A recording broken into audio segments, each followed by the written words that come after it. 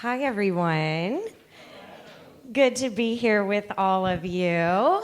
So my name's Leah Wilson. You can call me Leah. And today I'm going to be leading us through an interactive activity called CHATS, which stands for Connecting Humans and Telling Stories. So you do have to talk to each other today. Remind me your name. Julianne was like, she sat down in the circle, was like, oh, we're going to have to talk to each other today. I said, yeah, you are. So I'm really excited to be here with you. I also have my partner, Tyler, here, and he doesn't really know this yet, but he's going to help me out a whole lot. So first, he's going to put random items around in this space. Go ahead, Tyler. We will be using props for our session today. And I was telling Linda, I am not a speaker, I am a facilitator. So you all are actually going to be the ones to do the speaking today. So while Tyler is kind of passing out these items, you can take a look at them, maybe start to get a little bit curious about what in the heck is about to happen. And I will kind of explain a little bit about what CHATS is and what you can expect. So the goal is to practice skills for communication. And these are skills that we can use in this space, which is obviously a very comfortable space. You all seem very well connected and like you know each other well. But the point is you practice it here and you can immediately apply it outside of here. In other settings. So we have done, this kind of came about in partnership with Mount Rogers Community Services Board in Smith County, us at the Appalachian Center for Civic Life at Emory and Henry University, whoops, and the Strong Accountable Care community. And so we worked together to create this. We realized that there were really tough issues going on in the world and in our communities, and we wanted to talk about them. But people didn't have the skills to be able to talk about tough things because they didn't have like the basic skills for just how to talk to each other about anything, how to listen, how to show empathy, how to be curious, how to challenge assumptions, and how to take on somebody else's perspective. And so we designed CHATS to practice those skills. And then naturally, tough conversations kind of come up, and everybody's a little bit more equipped to be able to talk about those things. So I'm going to lead you through a lot of things today.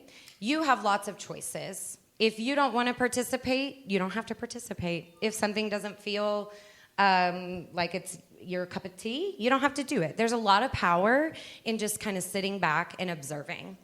But I also challenge you to step out of your comfort zone, the same way that we ask our children or our families or people in our community to step out of our comfort zone. So I challenge you to kind of push yourself a little bit, but we don't want you like going crazy, okay?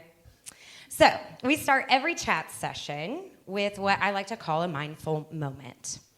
So you all are a community of diverse faiths, so that might mean something different to every single person. For me, I'm going to kind of lead you through some prompts, some breathing prompts, a kind of contemplative prompt. You can participate in that with me, or maybe you want to like slip into your own version of that, whatever that looks like for you. So let's dive in. All right, so for me, I like to plant my feet firmly on the ground. You could sit on the floor, you could stand, you can do whatever feels right for you. If you want to lay down, go for it. I like to put my hands on my lap so that I can feel that connection between my hands and my body. You can find a spot to stare down at the ground, or you can close your eyes. Whatever is going to remove the most distraction for you. We're just finding a moment of stillness. So all day long, our attention is pulled in 1,000 different directions. This is just a moment for you to sit and think about yourself. Let's start by drawing our attention to our breath, that thing that we do all day, every day, and never even think about it. Just tune into your body. What does it feel like when you take a breath in your nose? And what does it feel like when you exhale through your mouth? Pay attention to what parts of your body move when you breathe. Is it the rise and fall of your shoulders or chest? Is it the filling up of your belly and the deflation of your belly? Do you notice the air pass through your nostrils? Whatever part of your body is really calling your attention, I want you to focus on that. So I like to focus on my nostrils and the air flowing in and out. So see if you can just connect your brain to that part of your body.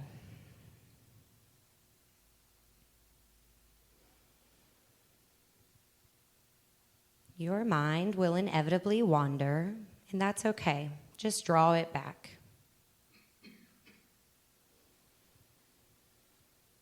On every exhale, I invite you to relax your body a little more.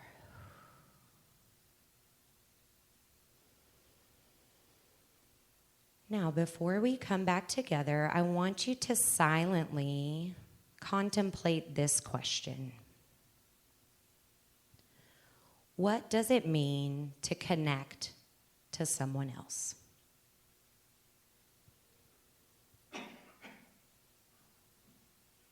What does it mean to connect to someone else? So you have an answer in your mind. We're going to take one more big inhale through our nose together and a big exhale out of our mouth. Now let's come back to this space. Wiggle your fingers, your toes, flutter the eyes open, and tune back into this space. So now is the part, well, first of all, thank you for participating in that. Now is the part where I kind of want to hear from you all. There's going to be lots of opportunities for that throughout this session. So feel free to just kind of shout it out. I'll bring the microphone over. What was that experience like for you? Calming, perfect. Anybody else feel like it was calming? Yeah. Anybody have maybe a different feeling, like that wasn't calming, that was a little bit awkward? A lot of times when I do it with my students, they're like, that was so awkward. I feel like you all might have a little bit more of a practice for this, but with my students, they're like, oh, I had to sit still for a minute. That was weird. Anybody else? What was that like? I was forced to notice my fatigue. Ooh.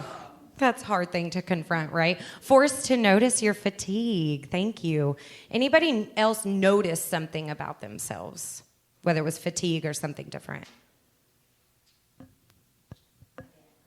Yeah, your back hurts. Sometimes if we just pause, we're aware of things we don't actually really like, right? Anybody else notice something? Yeah. Oh, it put all your ducks in a row. Tell me more. Visual and very physical. All of the crap circling in my brain literally fell into place. Well, that's amazing. And now the session is over. Okay. That is incredible. Thank you. I'm so glad about that. And mindfulness can do that for us, right? But it's a practice. It's hard work. And honestly, I'm not great at it. But every time that I practice, I feel a little bit better. So does anybody know, in a minute we're going to walk around and talk to each other. Why do you think we start these sessions with a moment of mindfulness?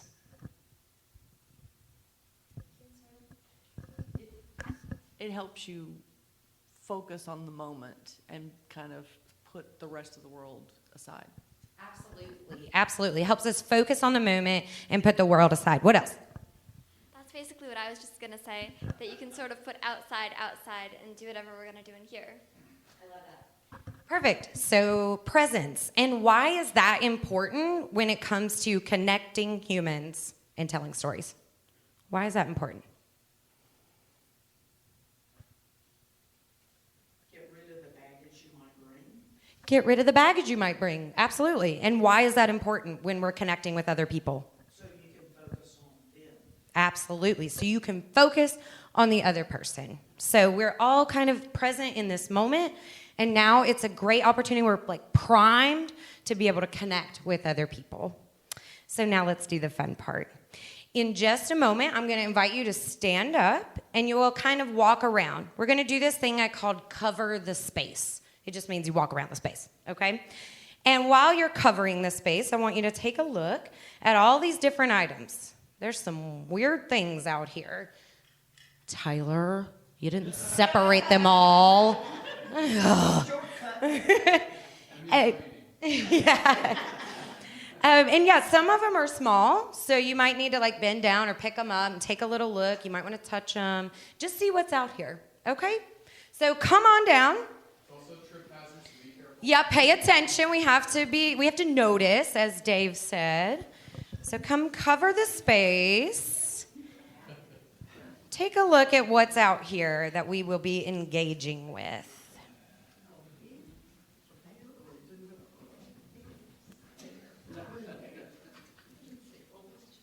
Yeah, pick it up. Feel free to touch things. I hear people being like, "What is that?" Yeah.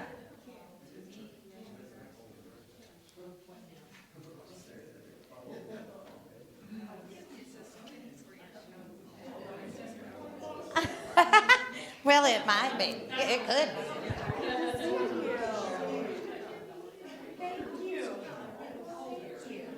be. Yeah, we'll have to catch up.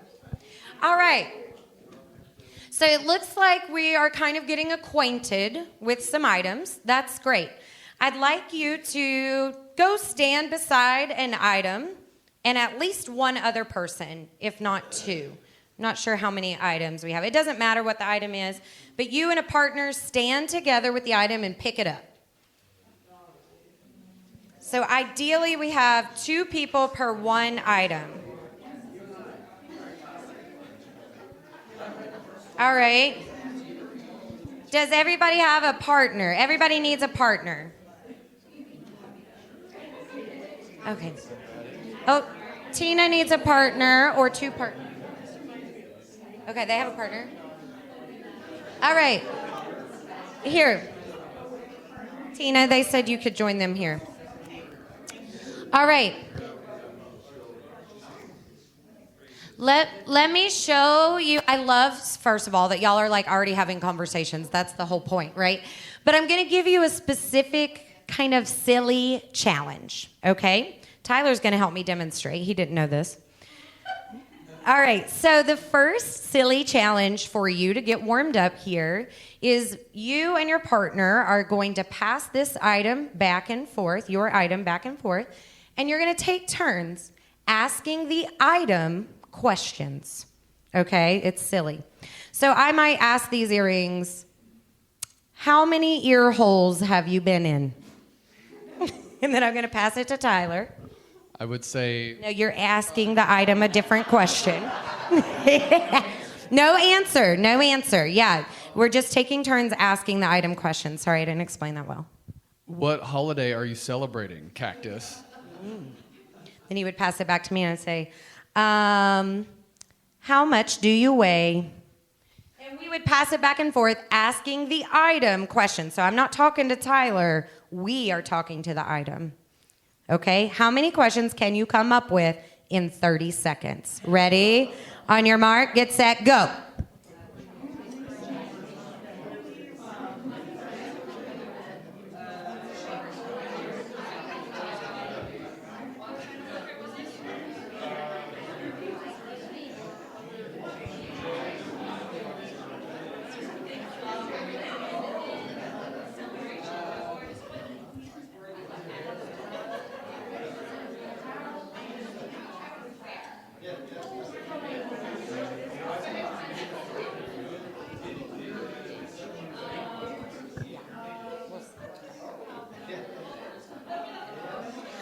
All right, and time.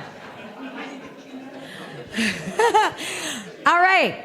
Let me hear from you all. You can just stay standing with your item.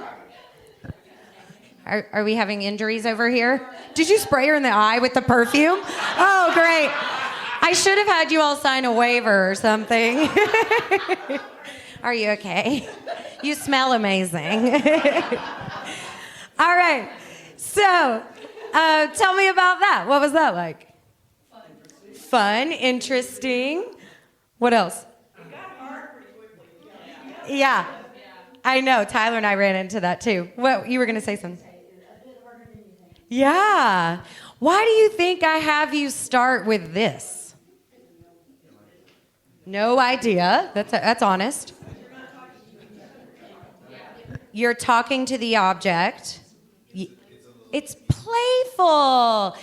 Yeah, it's a little easier, right? Like that object's not going to judge you, right? I mean, that one did strike out at you a little bit. But yeah, it's playful and it's fun. And that's what connecting with people is about, right? It's supposed to be fun. So we start with something silly. All right, we're going to cover the space again. So put your object down, walk around, cover the space.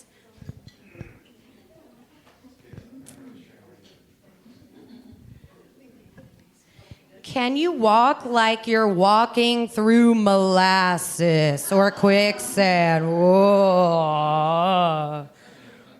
We're walking in slow motion.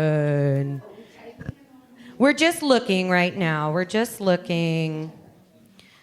All right. I'd like you to pick up, a new object with a new partner. New object with a new partner.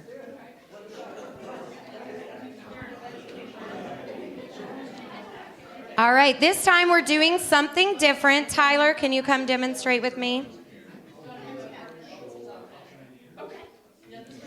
All right. This time. All right, y'all ready over here? I'm short. I know you can't see me back there. All right, let me demonstrate, and Tyler will demonstrate what we are doing next. So this time, instead of asking the object questions, we're asking each other questions that the object makes us think of. So, for example, we have cough drops here. I might ask Tyler, when was a time when you were super sick and felt awful? And he's going to answer me. 2 weeks ago, I was pretty sick. Now, Tyler is going to ask me a different question that this item makes him think of. Ooh, when you're sick, do you watch The Price is Right at your grandma's house? That sounds like maybe that's something that you did. No, but I do actually like to watch Seinfeld episodes on repeat. There's something about it that just makes me feel relaxed. Okay? And then I would ask another question until the timer ends. Turn the mic off. This time we're going to talk for a minute and a half. Ready, set, go.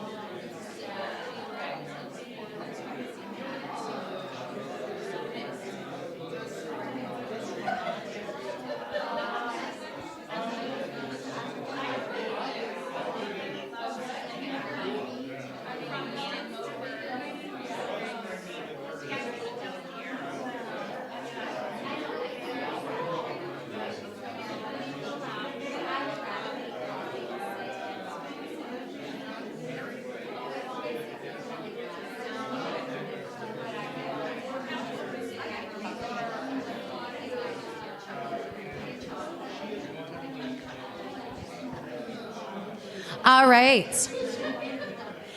I'm going to pause you there. Think your partner and put your object down and cover the space. Cover the space. Walk around. Walk around.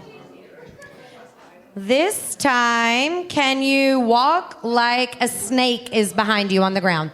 Walk like a snake is behind you on the ground. Ooh,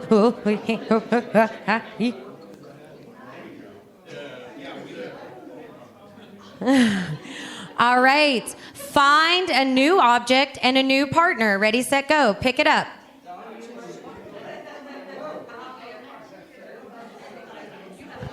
That would actually be great. Okay. I'm going to demonstrate. Let me demonstrate for you. We're adding an extra step. Tina and I are going to demonstrate. Tina was my boss for a little while, by the way. Kind of. So this time, you're not just asking a question. So that's step one. You're asking a question. Tina is going to respond to the question.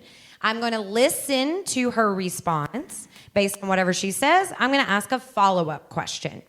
So we have a family cookbook here. I'm wondering, Tina, do you have any favorite family recipes? My mom always makes a fruit salad, and it has a dressing on it made out of pineapples and cornstarch, and it's whipped cream, and it's very tasty. So my follow-up question could be, so do you make that now? Yes, Have you taught your children how to make it yet? they make it with me. Yeah. Oh, I love that. So I cheated and I asked 2 follow-up questions, but that's okay. Then I would pass it to Tina. She's going to ask me a question, listen to my response, and then ask a follow-up question. Okay? Ready, set, go. You've got 2 minutes this time.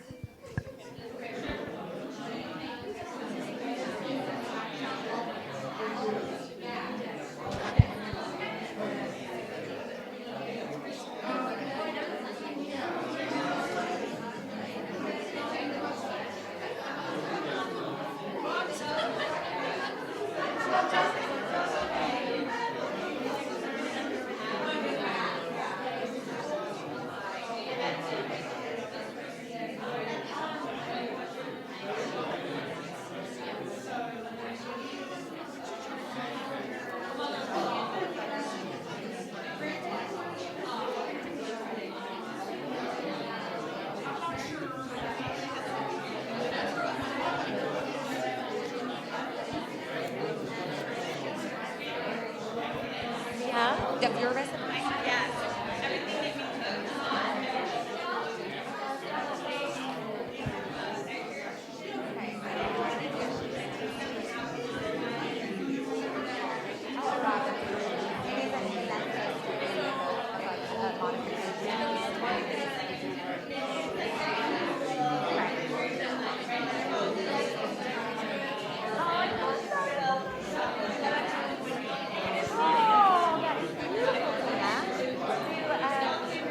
That was going to happen. Okay. That's fun. And then will you print it eventually? Maybe, yeah. That's so cool. Yeah. I love that so much. I would love a copy. And for Jen.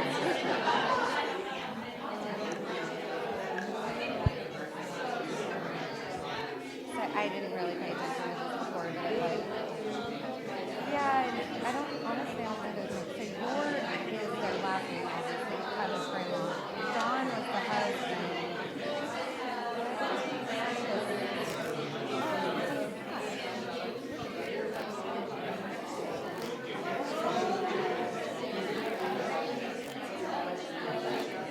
Oh, okay.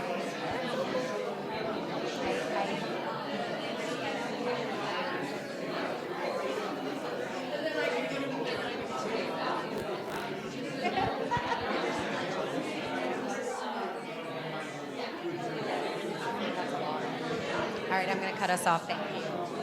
All right, friends, I'm going to pause us there. Tell your partner thank you. We're going to do one more round. Thank you, Tina. All right, put your item down, cover the space, and you're going to, just cover the space. Ready, set, go. Cover this space. Oop, oop, oop. All right. Let's go ahead and gravitate to a new item and a new partner. Will you demonstrate with me?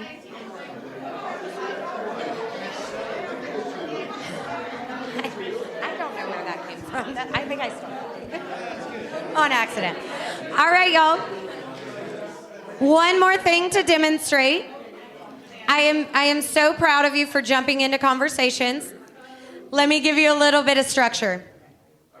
All right, our next skill that we're adding, so you're asking a question, you're listening to the response, of course. You're going to ask a follow-up question like you did last time, and you'll listen to that response. And then you're going to make a relating statement. So maybe, oh, that makes me think about the time that I blank, or that reminds me of my grandmother because blank. Okay? So listening, follow-up question, relating statement. Ready? Let's go 3 minutes. On your mark, get set, go.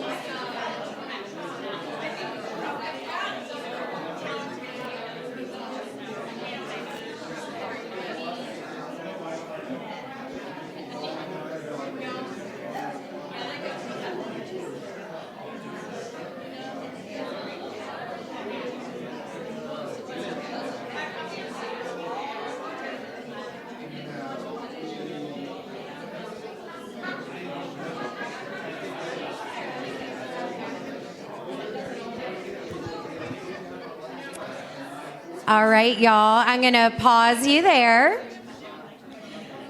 And I'm going to give directions for this final step. Okay? It's the best step of all. So we've practiced lots of skills. Before we move into the final step, let's just talk about that. What are some of the skills that you've been practicing? Listening, absolutely. Raise your hand if you felt like you were practicing listening. Yay, that's good. It should be unanimous. I'm proud of y'all. All right, what else? What other skills were we practicing? Questioning, asking questions, curiosity is such a huge, important skill for connecting with each other, especially for connecting with people that maybe we might disagree with. It's really important to be curious, not interrogating them, but curious, right? I challenge you on that. Okay, what else? Relating and following rules. Tell me about that. You told me to walk around in a circle, and I'm 69 years old, and I got to walk around in a circle.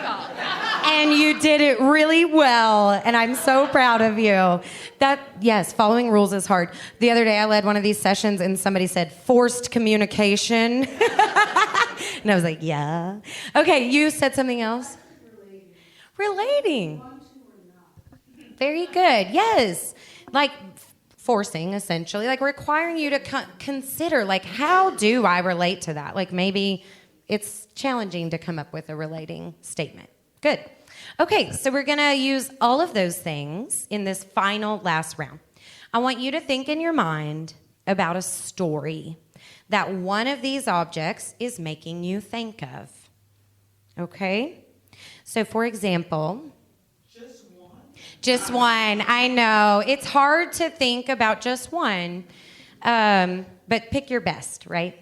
So pick your favorite story that you want to tell that one of these objects is making you think of. So I picked this one. This is actually from our dog Diesel, who recently passed. And so I might tell a lot of stories about Diesel and how I'm sad that our daughter didn't get to meet Diesel. But he's buried in the backyard, and we go say hi to Diesel. And she says, miss you, Diesel, even though she never met him. She's almost 2. So I could elaborate a lot on that, right? And if I'm telling this story to Tyler, he's, of course, listening, and when it feels appropriate, he could ask me some follow-up questions. He could maybe make some relating statements. You're having just an organic conversation about a story that one of these items prompts. So I want you to go ahead, and there might be like 5 people around one object, and that's okay. So gravitate now to the object that's calling to you the most. Even if you haven't, or even if you have.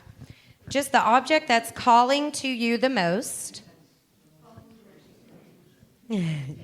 Yes, you can pick it up. So you might have like 3 or so people at an object. You might be the only one, and then you'll pair up with another group. So if you're the only one, bring your object to talk to the other group. So is this your object? So you can take that and talk with them, or... Okay. All right. Whoever wants to go first can share their story. And then the next person share. Ready, set, go. You want to be partners? Do you need a partner? Either one, a group or a partner. Oh, this is your item. Y'all two want to go first?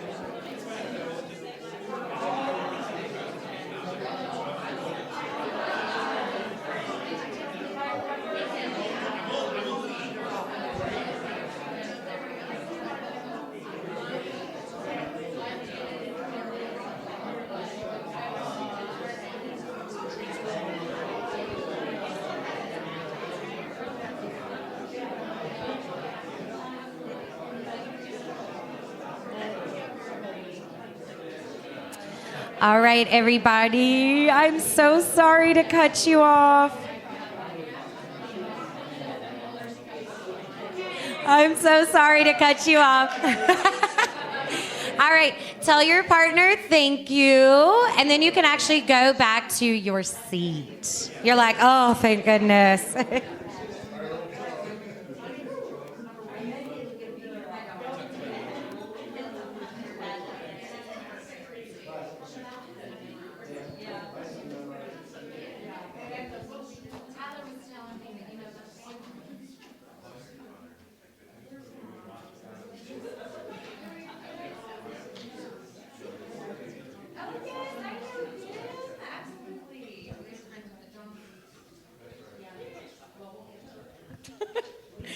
Oh, all right. Thank you all. I know that is emotionally challenging and maybe a little bit physically challenging. So I appreciate you for doing that. All right, I just want to hear from you all, thinking back to, back when we first started. It feels like forever ago. We asked the object questions, then we started asking our partner questions, and then we built on that. Thinking back to all of that, what are some of your takeaways? What was that like?